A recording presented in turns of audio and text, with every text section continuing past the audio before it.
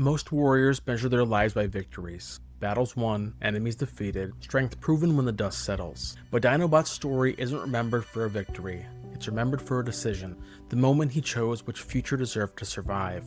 And in that moment, the future he protected wasn't his. Because eventually, every life reaches a moment like that, where survival would be easier, but the right choice cost you. Dinobot understood the cost, and he chose it anyway. This is Disassembled Heroes and Villains, and today, we explore Dinobot, and the courage it takes to choose honor. Before Dinobot became a hero, he was exactly what the Predacons valued most. A warrior. Not a tyrant, not a schemer, not someone obsessed with power for its own sake. Dinobot believed in something simpler than that. Strength. Strength determined leadership. Strength determined honor. Strength determined who deserved to survive. And in the Predacon ranks, power set the rules. Leadership belonged to whoever was strong enough to take it, and Dinobot lived by that code immediately. Which is why one of the first things he did on prehistoric Earth was challenge Megatron for command. Not out of some form of hatred, out of principle. Because if strength determines leadership, the strongest warrior should lead. Moments like that reveal something important about strength. It can win a fight, but it cannot tell you who deserves to lead. History is full of powerful people who won their battles, and led their followers straight into ruin. Dinobot doesn't see defeat, he sees confirmation, because if leadership belongs to the strongest warrior, leadership must always be challenged. Power that refuses to be tested is not strength, it's just a tyrant waiting for its moment. To Dinobot, that duel wasn't rebellion, it was proof that his code still meant something, even if the world around him had already begun to forget it. And if we're honest, and that idea still feels convincing today. Strength earns respect, winning proves competence, power looks like the easiest way to establish authority, and for a long time, Dinobot believed exactly that. Strength can win battles, protect allies, keep enemies afraid to strike. But there is a flaw hiding inside that philosophy. You see, strength can win a battle, but it cannot tell you whether the cause you serve is right. And Dinobot is about to encounter warriors who live by an entirely different code. Because the Maximals follow a leader who believes something far more dangerous than strength. They believe in restraint. And once Dinobot begins witnessing that kind of leadership, the code he has lived by his entire life begins to crack. Once the first crack appears in Dinobot's armor, it doesn't stay small for long. Because the longer he stays among the Maximals, the harder it becomes to ignore what he's seeing. Megatron leads through fear, through intimidation, manipulation, through a constant willingness to sacrifice anyone who stands between him and victory. And at first, Dinobot tolerates it. I mean, after all, Predacons believe strength determines leadership. If Megatron is strong enough to hold power, then perhaps he deserves it. But when Dinobot begins to notice something unsettling, Megatron's strength isn't protecting anyone. It's consuming everything around him. Plans grow more and more reckless. Allies become expendable. The future becomes a weapon Megatron is willing to gamble with. And for the first time, Dinobot begins asking a question that Predacon warriors rarely consider. What if the strongest leader isn't the right one? Because loyalty without discernment is one of the most dangerous forces in history. It's how tyrants stay in power. It's how good people end up serving destructive causes. And it's why courage sometimes begins with a simple, uncomfortable act, questioning the person in charge. This is where his debates with Optimus Primal become so important, because Primal doesn't try to defeat Dinobot through force, he challenges him through philosophy. Primal argues that power without restraint isn't strength at all, it's tyrannical, and Dinobot doesn't dismiss the idea, he wrestles with it. You could see it in their conversations. Dinobot still respects power, he still respects courage, respects the discipline of a warrior's code, but something about Megatron's leadership begins to feel wrong. Because loyalty is only honorable if the cause itself is honorable. Authority alone doesn't determine righteousness. History has warned about the danger for centuries, and scripture has too. In Acts 5:29, a simple principle is stated plainly. We must obey God rather than men. The idea is bigger than religion. It's a warning about misplaced loyalty, because authority can be corrupt, leaders can be wrong, and following them blindly doesn't make someone honorable. It just makes them complicit. Dinobot begins to realize something incredibly uncomfortable for him. Strength without morality leads to destruction. And if that's true, then loyalty to Megatron may not be loyalty at all. It may simply be obedience to the wrong cause. That realization doesn't turn Dinobot into a hero overnight, but it does transform him into something far more dangerous in Megatron's world.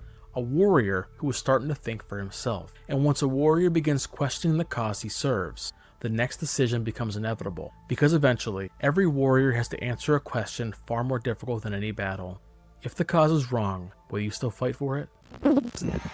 For most of Beast Wars, Dinobot's struggle feels personal. Predacon loyalty pulling one direction, Maximal philosophy pulling another. Two factions, two leaders, two competing visions of strength. But everything changes the moment Dinobot uncovers the truth hidden inside the golden disc. Because the disc doesn't just contain information about Cybertron, it contains the future of Earth, the future of humanity, and the moment Dinobot understands what Megatron plans to do with that knowledge, the war stops being about factions entirely. Megatron doesn't just want victory, he wants control over history itself. By altering the past, Megatron could erase humanity before it ever rises. Civilizations that haven't been born yet would disappear. Every life, every story, every memory humanity might create would vanish before it ever begins. To Megatron, the golden disc is a weapon. It's not a gun, it's not a bomb, it's something far more powerful. A lever that can pry the future loose from its foundation. Because if you can control the past, you don't have to win the war. You simply erase the people who have fought it. But the Dinobot, the disc becomes something else entirely. A question: if the future can be rewritten, who deserves to hold the pen? Because the power to shape the future has always been one of history's most dangerous abilities. Not the power to destroy, but the power to decide who still gets a tomorrow. And when someone holds that kind of power, character becomes more important than strength. Below him in the valley, proto-humans move through the forest. They're awkward and curious and fragile. It's the first hints of language, the first hints of memory, the first fragile steps towards civilization. None of it looks incredibly impressive or powerful, but Dinobot begins to understand something Megatron never will. Strength can destroy a future like this in seconds, but protecting it requires something far more difficult: a code. Because power without restraint doesn't create history, it utterly obliterates it, and once the stakes reach that scale, strength without a code becomes an enemy. Dinobot is no longer deciding which faction deserves his loyalty, he's deciding whether the future itself deserves to exist. Once Dinobot understands what Megatron intends to do with the golden disc, the war changes for him forever. It is no longer about faction loyalty, it's no longer about proving strength, it's about protecting something far more fragile: the future. Because Megatron's plan is simple in the cruelest possible way. Use the golden disc knowledge of human history, travel to the moment humanity first begins to rise, and erase it before it ever has a chance to exist. No humanity, no future, no resistance, just a rewritten timeline where the Predacons rule unchallenged. And Dinobot understands exactly what that means. Millions of lives, entire civilizations would disappear before they were ever born. Not because they failed, but because someone decided their future was expendable. So Dinobot makes a decision that quietly separates him from every other warrior in the war. He chooses to stand between Megatron and the future. Not because the Maximals command him to, not because it benefits him, but because it's right. And that decision changes something fundamental about who Dinobot is. For most of his life, strength defined his identity. It determined leadership, it determined honor, but guarding the proto-humans forces Dinobot to realize something new: the purpose of strength. Because the proto-humans are weak. They cannot fight the Predacons, they cannot defend themselves, they barely understand the world they live in. Yet inside them lies something extraordinary: potential. Within these fragile creatures exists the future of art, science, language, culture, and memory, a future Dinobot will never see, and that realization changes everything he once believed about power. The strongest warrior on the battlefield is not always the one who survives. Sometimes, the strongest warrior is the one who protects something fragile long enough for it to grow. Because protecting the proto-humans does more than make Dinobot Megatron's enemy. It transforms him, from a warrior proving his strength, into a guardian protecting the future. And once a warrior becomes a guardian, the cost of that choice eventually arrives. And by the time Dinobot reaches the valley where the proto-humans live, the outcome is already clear. Megatron will come for the golden disc, the Predacons will follow, and Dinobot will be standing alone. There are no reinforcements, no strategy, no chance of victory, only a simple decision. Because Dinobot now understands something the other warriors in this war do not. If Megatron alters the past, the future disappears. Humanity never rises, civilizations never form, everything that might have existed vanishes before it ever begins. So Dinobot makes the final choice. He destroys the golden disc, not to claim its power, not to change history for himself, but to remove the temptation entirely. If the disc no longer exists, Megatron cannot use it. The future will survive, but that act seals Dinobot's fate, because once the disc is gone, there is nothing left to bargain with. On the inevitable arrival of the Predacons, they come exactly as Dinobot expected, one after another, and Dinobot fights them, not in victory, but for time. Time for the proto-humans to escape. Time for the future to survive. Dinobot looks down at the valley one last time. The proto-humans scatter into the forest. They'll survive this day. They'll build cities, write histories, tell stories. None of these stories will mention the warrior who stood there, and for the first time in his life, Dinobot realizes something strange. He doesn't need them to. Because honor was never about being remembered. It's about choosing the future that deserves to exist. The Predacons arrive, and the battle begins. It's brutal, relentless. Dinobot is outnumbered. He's outgunned, outmatched, but he keeps fighting. Because strength, as he now understands it, was never about surviving the battlefield. It was about protecting something worth surviving for. Eventually, even the strongest warrior reaches his limits. Dinobot falls, not defeated in spirit, only in body. And in that moment, his life fulfills a truth people have known for centuries. Greater love has no one than this, to lay down one's life for one's friends. Dinobot never expected to survive the valley. All he expected was to keep his code. Before we move into the final part of this story, I want to pause for a moment, because Dinobot's journey raises a question that goes far beyond Beast Wars. It's the kind of question that shows up quietly in real life. The moment when loyalty and integrity stop pointing in the same direction. The moment when doing the right thing might cost you comfort, approval, or even belonging. Those moments define who we become, and that's what this series is really about. Disassembled Heroes and Villains isn't a show about the characters from the stories you grew up with. It's about examining the ideas they represent, and asking what those ideas mean when they collide with the real world. So if these conversations resonate with you, if you're interested in exploring the deeper meaning behind the heroes and villains that shaped our imagination, consider subscribing, because every episode is really asking the same question, not just who these characters were, but what their stories might teach us about the people we're becoming. Dinobot's story doesn't stay in the prehistoric jungles of Beast Wars, because the decision that defines his life is the same crossroads most men eventually encounter, not on some battlefield, but in the quiet moments that carry extraordinary weight.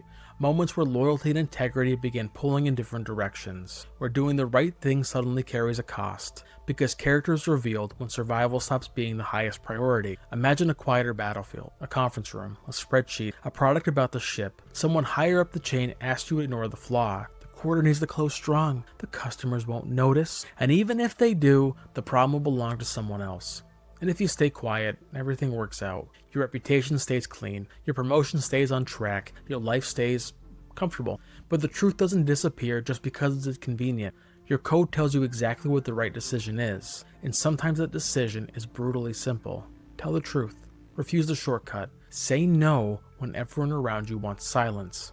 But the moment you say it out loud, everything changes. The room goes cold. The conversation shifts. Suddenly, the cost of doing the right thing becomes visible. Promotions disappear, opportunities shrink, doors quietly close. And it's in that moment it feels like you lost. But what actually happened is much harder to see. A customer was protected, a lie stopped spreading, a corner of the future became a little harder to corrupt, and most of the people who benefit from that decision will never know your name, just like the proto-humans never knew Dinobots. That's the strange reality of moral courage. The people who defend the future rarely receive a credit for it. Their names disappear, their sacrifices remain invisible, their reward is simply knowing something fragile survived because they stood their ground. Dinobot understood something most warriors never learn. Strength alone doesn't make someone honorable. It reveals what he is willing to protect. And the uncomfortable truth is that the strongest choices rarely feel heroic in the moment. They feel lonely, they feel inconvenient, like you're losing. Because the price of code is rarely comfort. It is often reputation, opportunity, and belonging. But every generation inherits a world shaped by people who made those choices anyway. People who protected a future they would never personally benefit from. And it's the same quiet legacy Dinobot leaves behind. Not that strength wins wars, but that character determines what kind of future survives them. Dinobot doesn't escape the consequences of his life. He doesn't erase the battles he fought for the wrong cause. He doesn't pretend the warrior he used to be never existed. What he receives instead is one final decision. Not about how his life began, but by what his life would produce. Because by the end of his story, Dinobot stops asking the question that once defined him as a Predacon. Who is the strongest? It begins asking a far more dangerous one. What is worth protecting? That shift changes everything. Strength can win battles, strength can conquer worlds, but strength alone cannot decide what those victories mean. Dinobot didn't become a hero because he was the strongest warrior on the battlefield. He became a hero because when the moment arrived, he chose the future over himself. And the quiet truth is that every person eventually faces a moment like that. A decision where comfort points one direction and conviction points another. Most people never realize those moments are coming. Dinobot did. This has been Disassembled Heroes and Villains. Stay deliberate, stay honorable, and as always, stay handsome.